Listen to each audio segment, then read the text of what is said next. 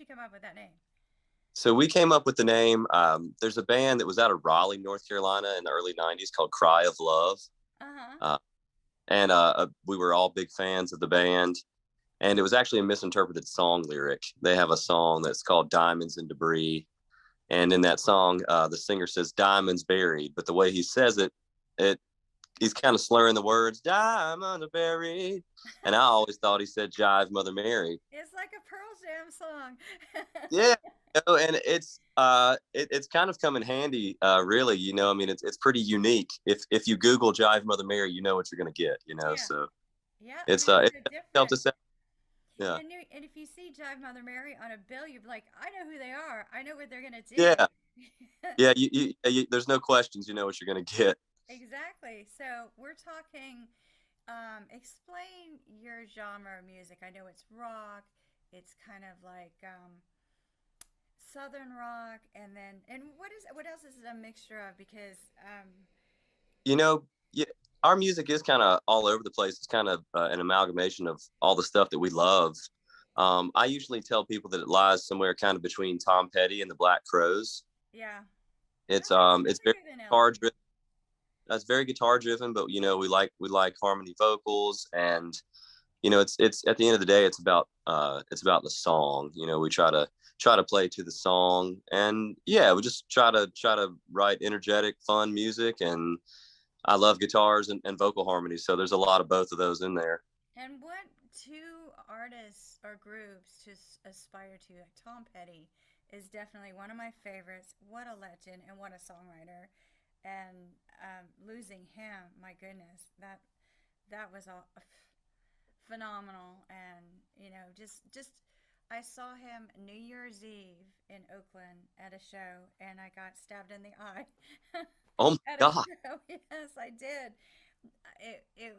When he was flying through the air on this big guitar, he perched through this big paper heart at midnight. And then there was all these balloons, and I was very, very, very young. Like I was a young teenager, and I snuck out of the house. I was probably like 12 or 13. I snuck out of the house. I was supposed to be at a friend's house, and I got hurt at this concert. But I'll never forget Tom Petty, and what a singer! My goodness. And then the Black Crows. I mean, that is just a band that you think of. I think of the 90s, the Black Crows, driving and crying. That's really what Southern rock is to me. Yeah, I mean, they just had such a huge impact on me when I was a young kid. And I was a big Cry of Love fan also as well, obviously. And it was cool that Cry of Love had a Black Crowes connection. Their guitar player Audley Freed played with the Crows briefly, and yeah, when I heard Southern Harmony and Musical Companion, it was all Yeah. over. Chills. Uh, Shake your yeah, moneymaker. I mean, yeah, yeah. just back to no frills rock, and it was really cool that they were doing that in the 90s when obviously not the 90s was a great time for music. I was born in 92, so I didn't get to see too terribly much of it, but I do remember things I like did. I you saw know, all of it. I remember Soundgarden. I can still remember Soundgarden singles on the radio when I was a young kid, and my dad listening to rock radio and stuff like that. But I think the Crows kind of carved their own little unique corner of rock in the 90s.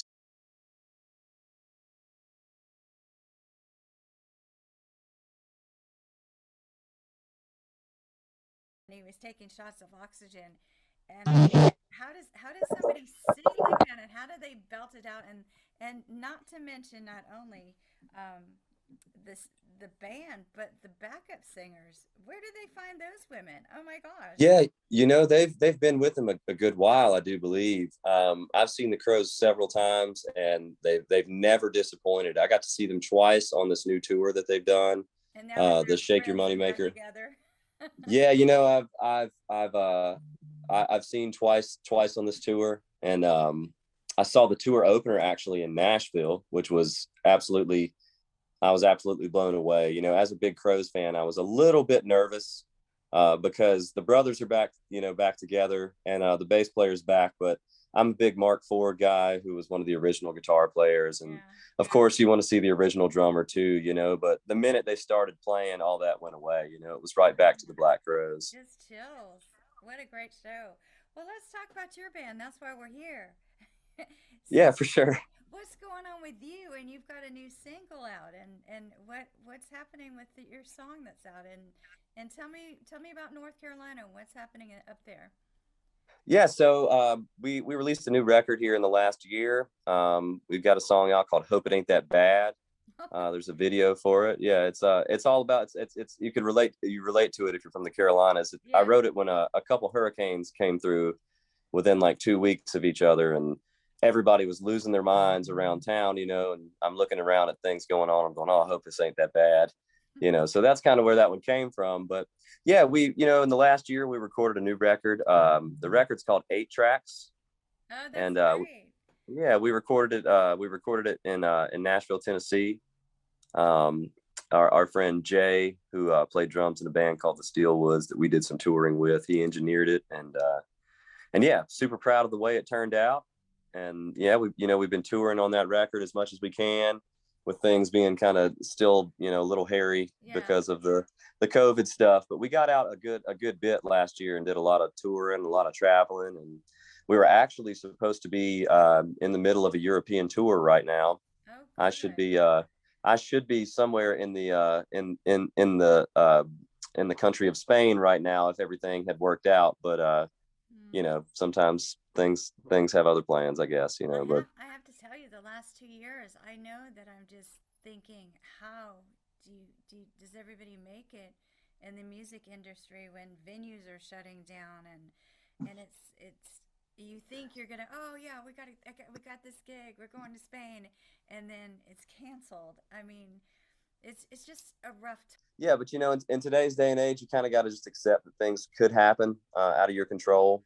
Like I said, this European tour got postponed. It had already been postponed once, but things kind of started getting out of hand again, and it was out of our control to push it back. But now that's going to be in October, so still this year. It's just at a different time this year, and it actually is giving us a little bit of time. We're going to go in the studio actually next week for a couple days. So And you know, I was thinking last year, or maybe 2019, where well, the next year is going to be like the music year, all these big tours. Well, then everything was shut down.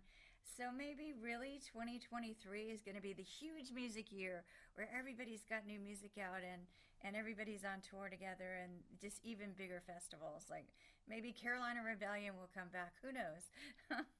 yeah, you never know. I mean, and there's still some big festivals that are happening, and we've got some cool festivals coming up later in the summer and into the fall. And like I said, our European tour has been rescheduled for the fall, and you just have to keep planning and keep Yeah. doing things and take them as they come. If something happens that kind of derails things, then you just gotta handle that when it happens. But like I said, it's you just kind of have to be ready to make the most of your time if something else happens. And I We once we knew that this tour was kind of going to be postponed, I just tried to immediately reach out and connect find with, some studio time and that type yeah, stuff so we can keep rolling. and write some good music and connect with your fans, because that's what I've enjoyed, honestly. Because, you know, since I'm working in radio and I have no life because we had to just work in a bubble together, when people go live on Instagram, it is the best thing, don't you think? When I would say like last year, you're like, oh my goodness, they're going live. Oh no, is Yeah, it are they going to come out? It's 1972. There's a new album. What's going on? It's so much fun. that's right. I had a lot of fun doing the Instagram and Facebook lives. It's just connecting with your audience in a different way. Yeah. Again, you just got to kind of figure out how to make the most of what you got. And I really enjoyed. I think everybody in the band enjoyed doing. We tried to do at least 2 live streams a month during the whole pandemic. Yeah, that's Um, fast. we we were lucky enough to kind of have a couple places close by that were kind of a closed system that we knew everybody that was going to be there, and we were able to live stream, and it was cool because something that I didn't expect when we were doing that was you actually kind of have direct communication as you're posting the Yeah. video. People are commenting and And you're seeing all and the saying, fans hey, queued up. yeah. So if we took a second to kind of read through what people were saying, we were getting requests or all sorts of stuff. That it was just, like I said, kind of a different way to interact with your fans, but still a really cool way. And I really enjoyed it. You know, it was I think it really has changed just the way things are happening because I hear a lot of artists say, with streaming, it's really hard to make money on the road and do concerts. I mean, you really got to hustle and you it can't sure really, is. yeah, it's difficult. It's difficult these days. And I was so blessed with the job that I do that I got to talk to some of my favorite people like Kevin Martin from Candlebox, and what a talent he is, and just he was Absolutely. he was just saying I was just not didn't know where it was going to go, and I read like a year before that he was thinking about retiring, and I'm like, how could you retire? You were so good. I As mean, talented as he is, he's yeah, so you know. talented. And then I got the chance to talk to Shinedown, and they were riding in Charleston right next to us, so I thought that was even better that they're right up the road and That's so cool, right? going out on a big tour, and then I get to talk to you guys, and you're from North Carolina, and you're right up the road. So Right. I think things are changing, and hopefully, with doing this on stage, we can bring people into the studio. We can do all these interviews, which we can do millions of them, and connect with fans, and let people know that the artists are still out there. They may not be able to come to your town right away, but they're going to be there. And so when That's right. Yeah, you know, it's cool in today's the technology that we have today.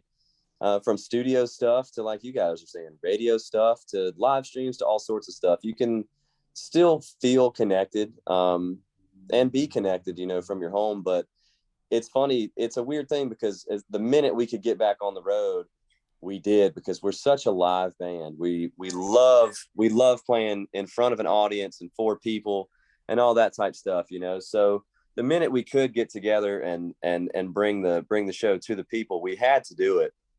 And but you know, like I said, I am obviously I was not thankful for being out of work for so long, but no, it gave us a chance to do some things. You know, our whole last record was kind of um, we just kind of just went and did it. We didn't have a plan to do a record.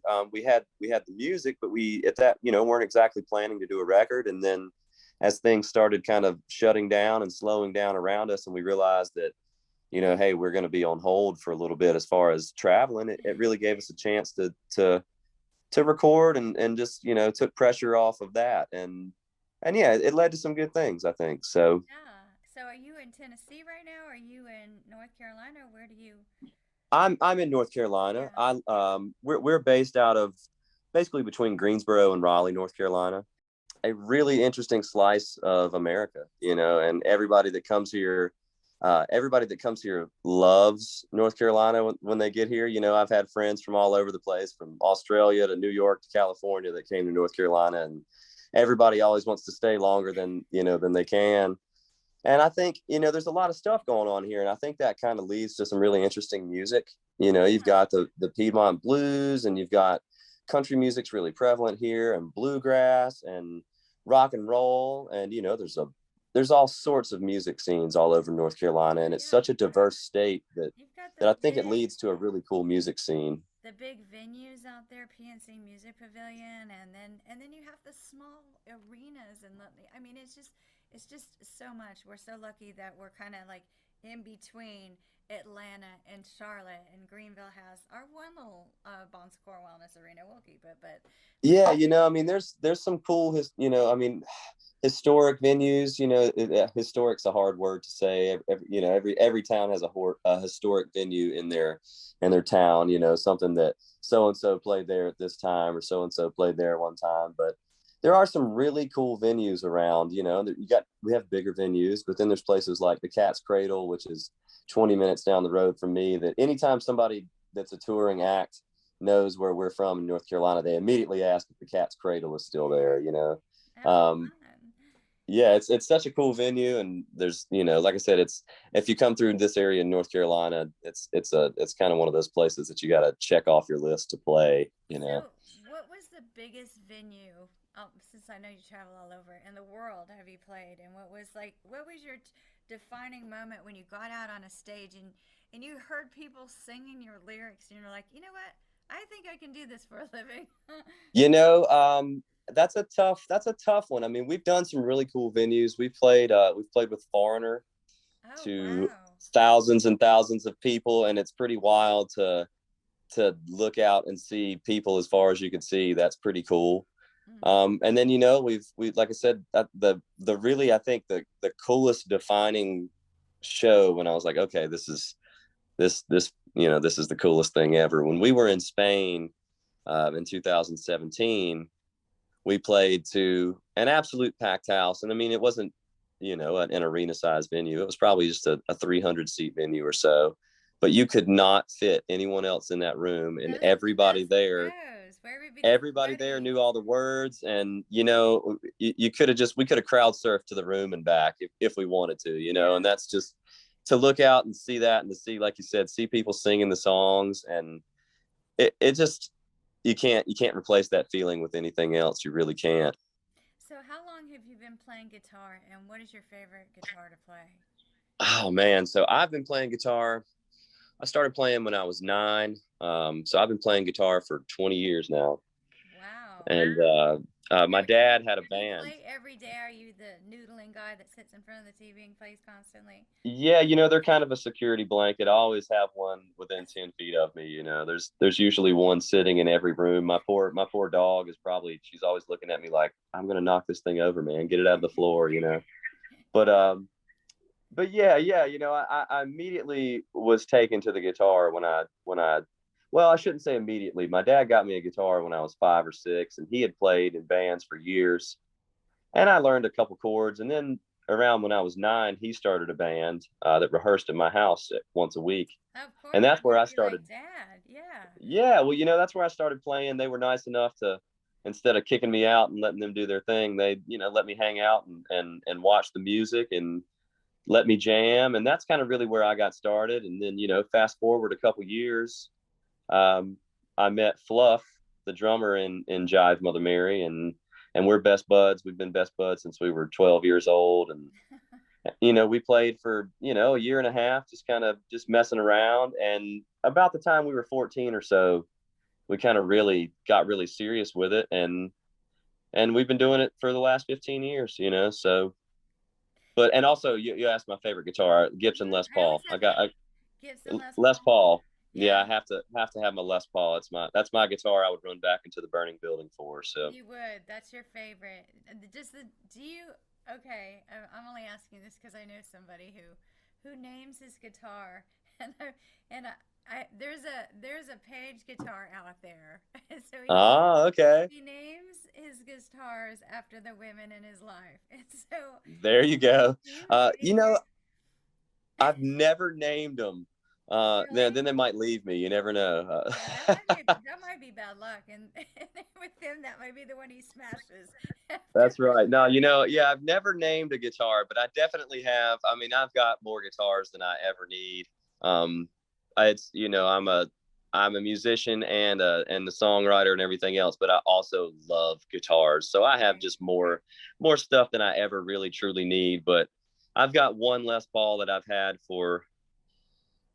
probably had for shoot 16 years now, I would say. And it's just we can't be separated. We're Yeah, we're conjoined at the hip. that, It's just that's the one that feels like home. that's the one you try to carry on the plane with you and book a Yeah, that's right. Yeah, flight. I lost that guitar in Connecticut. Oh no, Um, that's the yeah, worst it, stories. When I hear that about people, they're like, how could you lose my guitar?" it, it Where'd got it go? gone. And Schultz, the other guitar player in Jive, Schultz was looking around the parking lot of the hotel we stayed at, and he found it wrapped up in a blanket in the back of a car. And Somebody tried to take it. yeah, I got it back, and yeah, I was so happy. I took the whole driving shift home. I was like, you guys get in the back. We're going home. We're ready. Oh But my gosh, I just don't so know yeah, how especially people. after that, I'm pretty connected to that one. Yeah, and for me to have guitars signed and let people win them, I make sure that it's to the people that are really gonna love the guitars and not sell them on Yeah, yeah, yeah, because yeah. if someone signs something, I think it should be a personal thing that you keep as a memory to mark a history. Like, hey, I went to see Jive Mother Mary in Spain, and they signed my guitar. This is so cool, and I'm Yeah, gonna. it's a memory. It's something attached to a memory for sure. Exactly. So let's talk about music and where do you see your band going? You like the same, like the bluesy kind of rock sound. Do you want to ever change it up and do something maybe a little bit more alternative, maybe a little bit more country? You ever think of changing your sound any? Well, our music is always kind of just whatever we're feeling at the time. And the veins that run through our music are really strong. um there's a lot of roots and blues and that type stuff based in there, but we love all sorts of different stuff. And yeah, I like to think that there's a common thread that runs through all our stuff and will always run through all our stuff, but things change as you get older and everything. Your tastes mature or change a little bit, or um, but yeah, it's there's always new influences that I love and realize are coming to light. Like we talked about the '90s earlier, and I never realized recently until recently how much of an impact stuff like that had on my musical upbringing, Mm, just from it being around. And I really am thankful that I was, you know, around for a time where I could still see a scene happening. Obviously right. I was just being born when grunge was hitting and all that. But like I said, I can remember hearing things like Soundgarden and stuff like that. There's singles on the radio, and in recent years, all of a sudden, an Alice in Chains song will come on the radio, and I'm like, oh wait a minute. It's such an interesting thing. I think, kind of back to what we were talking about earlier with technology, as far as keeping people in touch during the times when we were all kind of locked down and having to do that type thing. I think that music is kind of is very much influenced by the technology of today, and it's so much easier to put out music. Um, it's so much more accessible, and I think we'll just see a big change in the way people digest music. Right. People will always still make music, and I was actually talking to a friend last week. I hadn't thought about it until then, but Fender and Gibson guitars during the pandemic said that they had their highest sales ever since the beginning of their company, both of them. So to think that 2 years ago that people bought guitars at a rate that more than they ever have, and then all this crazy shit that's been going on, Right. everything else. To think about that, to think that maybe in 5 years from now, or however many years from now, when all those guitars and all that stuff has had time to take its course and actually work its way into people's lives, there's no telling what type of music we'll see. Right. And People are always, yeah, people are always concerned about guitar music kind of going to the wayside and stuff like that. And that's something that I've noticed, obviously, as a guitar player and a songwriter who bases a lot of his music on guitar.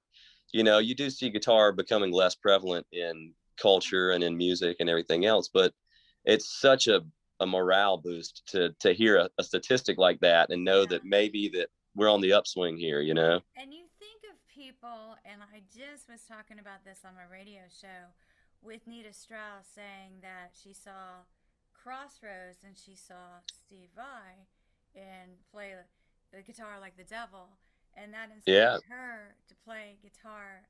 And then she's touring with Alice Cooper, who is definitely a legend. So you're Yep. thinking it's never going to be like what my point is like, well, it's not going to be classic rock, new rock, or anything. Maybe it's just going to be like rock stations. And maybe it's just going to be a format where people are just going to listen to music. And it shouldn't be pigeonholed into. I I hope you're right. I think that would be Yeah. a great idea, and it would kind of be coming full circle. I think you hear stories of people like Jimmy Page and people like that talk about how they would hear these AM stations floating across the Atlantic, and they would hear everything from folk music to Elvis Presley to all these these really historic blues artists and everything else. And again, there might be things that all had common threads, but they were just different enough and unique enough to where that type stuff was catching the ears of people. And I think, like I said, I really think and I hope that that's the case, that radio starts making its way towards that, because I it's when you mentioned earlier about songs that were from the 90s becoming classic rock, that's how I learned to play guitar. There's a local station around here that, my dad owns an automotive shop. And when I would get off the school bus, I'd go hang out in the shop Of and I would play course. guitar until it was time to go home, and that's how I learned to play was to the radio. So all So, that stuff infiltrated my brain, so but did you learn by ear? Are you classically trained, or did you? I learned by ear. Yeah. Now I did go to school. I was going to say I went to Musicians Institute. I actually saw Nita Strauss play for at that time the Iron Maidens. You were talking about her a minute Yes, ago, yes, but yes, yes. yeah, I learned by ear and I took guitar lessons. A couple guys in town. There's a guy in Burlington, North Carolina, Kim Shoemaker, who any guitar player that's ever come through Burlington, Kim has had some sort of impact on him, and I took from a guy named Rudy Mullins for years, both incredible guitar players. And my dad played and plays, and bless his soul, he tried to teach me. And I, of course, didn't want to learn anything You from got to my do it dad, on your but, own. You got to do you it on know, your but, own. but I'm so thankful that he just let me be around it and it became a part of me, but yeah, I think, like I said, it was wild, even as a young kid. I can remember hearing all of a sudden when classic rock radio was sneaking in Smells Like Teen Spirit and stuff like that, and I'm like, wait a minute, this song only came out Yeah. 11 years ago, and But it is. And Motley Crue, they're, that's 20, 30 years. yeah, and I think I think we'll see where all of a sudden, you'll start hearing new artists mixed in with old artists and everything else. I think we're in such a playlist world these days where, it's not an album oriented world anymore. Which isn't always a good thing if you're a rock band. A lot of rock No. bands love album oriented music, and I do as well, but I like the concept of putting out a single. Yeah, I mean, And and you don't hear bands like, you said album oriented like Rush or Pink Floyd. Those bands, they're in their own little kind of genre. That, I mean, I would love to see a band that would be equal to that can write and play. yeah, it's an interesting thing. And I try to like throw a little bit of that in our music. Some of our stuff is really lighthearted and everything else, but some of it I really like to have. I like to make it fun to play Uh-huh. essentially, and that's what I think a lot about album oriented music is that it has like a second layer that you hear the album and you go, oh, this is great music, this is a great song or whatever. But then when you really peel that layer back and you realize, like, wait, there's some complexity to this, if and that's that when I think of album oriented music, that's what I think is when something that has a complexity, but it's when you're just looking at it and you're not looking for that, it fools you into thinking that it is more simple than it is, Yeah. um, but yeah, album oriented rock is still so strong in people's brains. Led Zeppelin and Rush and Pink Floyd, that stuff, they're cornerstones of music, especially for people like me, and they're lofty goals to achieve, to try to achieve and to keep in mind. Yeah, Um, but those are always the like Greta Van Fleet, they're Led Zeppelin ripoffs, or there's Rush ripoffs, or somebody sounds like Tool. But I mean, if you grew up with that music, you're gonna like that music, and you may stumble onto a riff that kind of sounds similar to something that you love. It's not like you're stealing their music. You know what I mean? right. Yeah, it's an especially in rock music, it's always it just gets increasingly tougher to be original, Right. because there's so many avenues that have been explored. And it's kind of an interesting conundrum because to be an original band in the rock world might mean that you don't sound like rock music anymore, because all of these rock musicians and rock heroes that we all love, they took music that was from decades before, stuff that they had grown up on or consciously listened to or unconsciously absorbed from just being around it and everything else, and then applied a modern stance to it, And Yeah. so I think there probably are people, and I'm guilty sometimes of not, always expanding and listening to the newest of things. But I'm thinking that there's, that, like I said, there's people out there that are constantly pushing boundaries, and sometimes that stuff just probably goes unrecognized again because it just is, it's new, it's different, and in today's world there's so much Yeah. to comb through. There's And so much access to everything. there's new legends to be born, like Jimi Hendrix and Jimmy Page and Yeah, and it, there's next waves of those people, Eddie Van Halen, more, there's people that, and it's like you said, it's amazing that these people are actually playing instruments when they're picking it up at a home, and there's just not a lot of funding for it in school, so they've got to Yeah, take it around. and I do wish that there was more funding in schools for music, and I wish that there was more willingness to teach music and things like that. That's kind of something that often gets pushed to the wayside, but it's something that is so prevalent in everyone's culture and in the background of everyone's lives, or in the foreground. I mean, obviously, it's the biggest thing in my life, and Yeah. many people's. And it's funny with your Jimmy Pages and your Jimi Hendrixes and everything else. It really, those type guys have really achieved almost, you hear the term rock gods and things like that, and they really truly have achieved that status. Even people like Jimmy Page, who are still around and doing the And thing. Brian May from Queen, and I mean, I could go on and on. Yeah, they're just these, like, they're almost mythical people at that point. You know what I mean? And it's crazy to think. It's cool to think that these guys welding, and guys and women welding guitars are held with such renown, and that's such a cool thing. And it's funny, you see there's still new guitar heroes. It's almost like you have different levels of this, and that's kind of what I mean by these guys have almost achieved like these mythical Yeah. godlike statuses, because there's new waves of guitar And players. There's how did plenty he of. think of that guitar riff? It's like, how did he think of that? Wah, wah. It's just, I just, Yeah, it's, it's it's funny because, like I said, I think it's just a matter of, like, you got to let the muse flow, you know what I mean?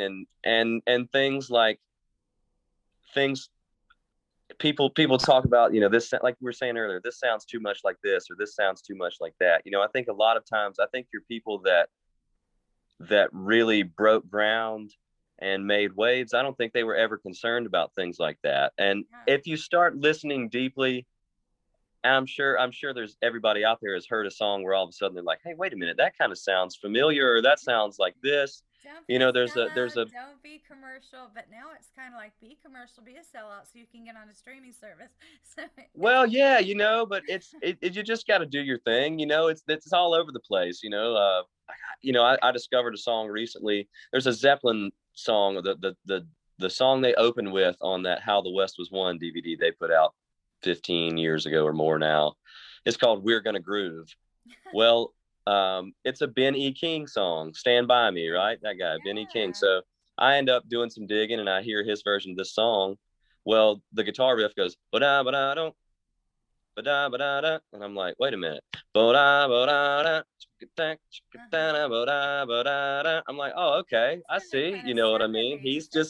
Chicka chicka He's just letting bamba. his, Jimmy Page probably heard that riff and was like, wait a minute, if I slow that down a little bit and turn the distortion up on my amp, now I got a whole lot of love. Oh my God, I love it. So it's, I think you just got to do your thing and let people find it, because that kind of goes back to what we were talking about in today's world, where streaming and things like that are so prevalent, and it's so easy to have access to so much information and content and everything else. There's the downside to that is it's harder to get your stuff out there, or to get it in It front is. of specific people or whatever. But the other side of that is your audience is ever expanding. Right. If you can figure out a way to get yourself to the right group of people, you always have an audience, and there's no barrier between you and them. You have direct contact with them, and that's where I see the music industry going. I think, is the social media platforms and everything. it's just really taking that barrier away from the artist, and or not from the artist, but between the artist and their fans. Yeah. um, which has an interesting effect on things. It goes back to, like we were talking about, your Brian Mays and your Jimmy Pages and your Eddie Van Halens. Part of the reason that those people are the way they are is they're like this mysterious thing. Mm-hmm. If Jimmy Page had a TikTok where every day he showed you what he was doing, in People his wouldn't kitchen or care. whatever, People wouldn't it would be care. a little, yeah, it wouldn't Yeah. quite have the same impact. It's the mysteriousness of it kind of helps sell the thing. And not that that's a bad thing, that that's gone away or whatever. I think just the way people consume art, and the way people want to interact with the things they like are different, because they can interact on a more personal level. There's never, in 1969, there was no platform where you could maybe possibly direct message Jimmy Page and he No. responded back or whatever. No, You know you what I would mean? just You get could. in the limo and drive away, and you'd be chasing after him, That's going, right. "Oh, Yeah. wait!" So, that side of things is kind of different, and maybe gone away in some aspects. I mean, it's still there, but I think that's kind of the biggest difference nowadays is you kind of have to accept that there's going to be this direct contact with you and the people you're trying to bring your music to, and that's a good thing. And rock stars these days are more approachable because they have to be, because they have to have people like them to come to their show. So tell me about Jive Mother Mary. What are your plans other than going to Spain soon? What's happening around this area in the United States for you? So we have some festivals coming up. We're going to be in the Carolinas, and we're going to be in Alabama and Kentucky, and we're going to be in Virginia and Tennessee. We'll be announcing some more dates soon. There's a few things on our calendar right now, and we'll be announcing more stuff soon. And like I said, we're going to the studio next week. We got some new tracks, and so we're going to have some new music coming Yes. out over the They course can of the find you next year. on Spotify. Where can they find your music? Spotify, Apple Music, Amazon, anywhere where you stream music, you can find us. And we have our website, jivemothermary.com, Facebook, Instagram, all that good stuff. But yeah, we're just staying busy and doing as much as we can. We love playing out, and we love seeing people and doing that thing. So we're just staying as busy as we can.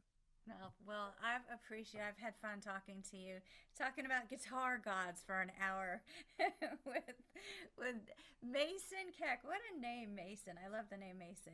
Was that your dad's Thank you. name? I'm a little embarrassed, but it came from a Steven Seagal movie.